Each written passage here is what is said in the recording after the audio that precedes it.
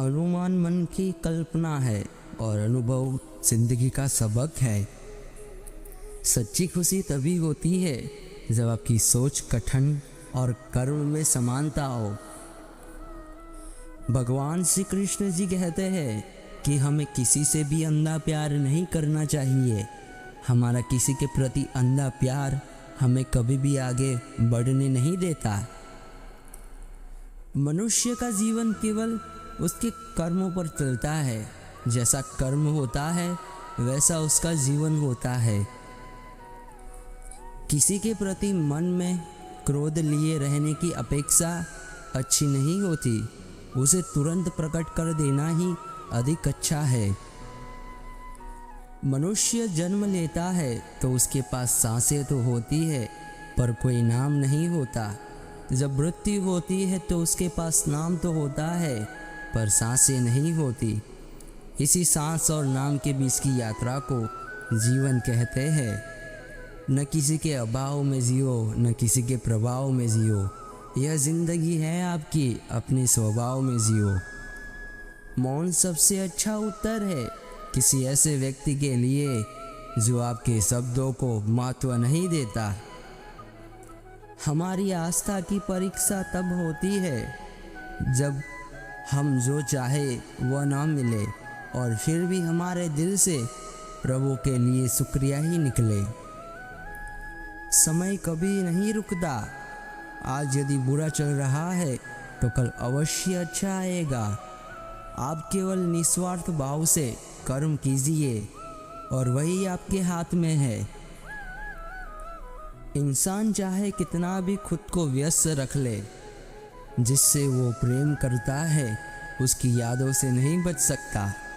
मन की गतिविधियों, होश, श्वास और भावनाओं के माध्यम से भगवान की शक्ति सदा तुम्हारे साथ है और तुम्हें बस लगातार एक साधन की तरह प्रयोग कर सके सभी कार्य कर रही है। कोई कुछ भी बोले, स्वयं को शांत रखो। दुख कितनी भी तेज क्यों ना हो, समुद्र को नहीं सुखा सकती। माता पिता बनना अत्यंत सुखद अनुभव है। उत्साह से जीवन जीना है और स्वयं पर महारत हासिल करना खुशी देता है। दया होनी चाहिए, कमजोरी नहीं। ज्ञान होना चाहिए, अहंकार नहीं। अगर तुम अपना कल्याण करना चाहते हो तो सभी तरह के उपदेशों, सभी धर्मों को छोड़कर मेरी शरण में आ जाओ। मैं तुम्हें मुक्ति प्रदान करूँगा। तुम अपनी पीड़ा के लिए संसार को दोष मत दो। अपने मन को समझाओ। तुम्हारे मन का परिवर्तन ही तुम्हारे दुखों का अंत है। तुम उसके लिए शोक करते हो जो शोक करने के लिए योग्य नहीं है और फिर भी ज्ञान की बातें करते हो। बुद्धिमान व्यक्ति ना जीवित और ना ही मृत व्यक्ति के लिए शोक करता है। किसी दूसरे के जीवन के साथ पूर्ण रूप से जीने से अच्छा है कि हम अपने समय के भाग्य के अनुसार अपूर्ण ही जिए। बुरा वक्त आपको जिंदगी के उन सच से सामना करवाता है जिनका आपने अपने अच्छे वक्त में कभी ख्याल भी नहीं किया होता है। तुम्हारा मोह ग्रस्त होकर अपने कर्तव्य पथ से हट जाना मूर्खता है, क्योंकि इससे ना तो तुम्हें स्वर्ग की प्राप्ति होगी और ना ही तुम्हारी कीर्ति बढ़ेगी। धर्म चाहे जो भी हो, अच्छे इंसान बनो। हिसाब हमारे कर्म का होगा, धर्म का नहीं। जीवन को भगवान से जोड़ दो, सब भगवान पर ही छोड़ दो। शांत रहना सही है पर जब गलत हो तब नहीं। खुशियाँ मन की एक स्थिति है, बाहरी दुनिया से इसका कोई लेना देना नहीं है। जीवन ना कल है ना आज है, जीवन इस पल में है।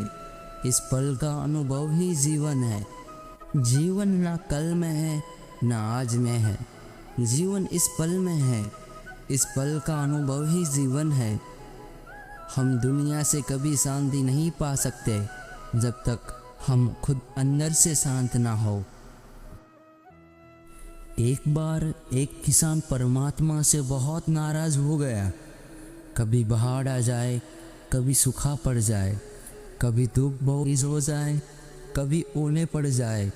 हर बार कुछ ना कुछ कारण से उसकी फसल थोड़ी खराब हो जाए।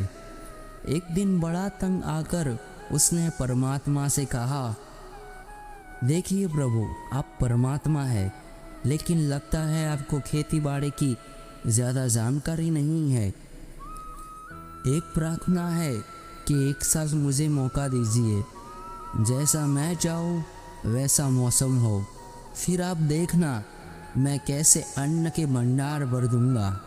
परमात्मा मुस्कुराए और कहा, ठीक है, जैसा तुम कहोगे वैसा ही मौसम दूंगा, मैं दखल नहीं दूंगा। किसान ने गेहूं की फसल बोई। जब धूप चाही तब धूप मिली, जब पानी चाहा तब पानी मिला। तेज धूप, ओले, बाढ़ आदि तो उसने आने ही नहीं दी। समय के साथ फसल बढ़ी और किसान की खुशी भी, क्योंकि ऐसी फसल तो आज तक कहीं नहीं हुई थी। किसान ने मन ही मन सोचा, अब पता चलेगा परमात्मा को कि फसल कैसे करते हैं। बेकार ही इतने बरस हम किसानों को परेशान करते रहे। फसल काटने का समय भी आ गया। किसान बड़े गर्व से फसल काटने गया, लेकिन जैसे ही फसल काटने लगा, एकदम से छाती पर हाथ रखकर बैठ गया। गेहूं की एक भी बाली के अंदर गेहूं नहीं था, सारी बालियां अंदर से खाली थी। बड़ा दुखी होकर उसने परमात्मा से कहा, हे प्रभु, ये क्या हुआ? परमात्मा बोले, ये तो होना ही था। तुमने पौधों को संघर्ष का जरा सा भी मौका नहीं दिया। ना तेज धूप में उसको तपने दिया, ना आंधी ओलों से झुकने दिया। उसको किसी प्रकार की चुनौती का एहसास जरा भी नहीं होने दिया। इसलिए सब पौधे खोखले रह गए। जब आंधी आती है, तेज बारिश होती है, ओले गिरते हैं, तब पौधा अपने पल से ही खड़ा रहता है। वो अपना अस्तित्व बचाने का संघर्ष करता है, और इस संघर्ष से जो बल पैदा होता है वही उसे शक्ति देता है, ऊर्जा देता है, उसकी जीवता को उभारता है। सोने को भी कुंडल बनने के लिए आग में तपने, हथौड़ी से पीटने लगे जैसी चुनौतियों से गुजरना पड़ता है, तभी उसकी स्वर्णिम आभा उभरती है, उसे अनमोल बनाती है।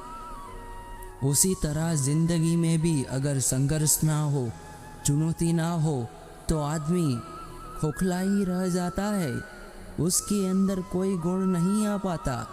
ये चुनौतियाँ ही है जो आदमी रूपी तलवार को धार देती है, उसे सतत और प्रखर बनाती है। अगर प्रतिभाशाली बनना है तो चुनौतियों का स्वीकार करना ही पड़ेगा, अन्यथा हम खोखले ही रह जाएंगे। अगर जिंदगी में प्रखर बनना है, प्रतिभाशाली बनना है, तो संघर्ष और चुनौतियों का सामना तो करना ही पड़ेगा।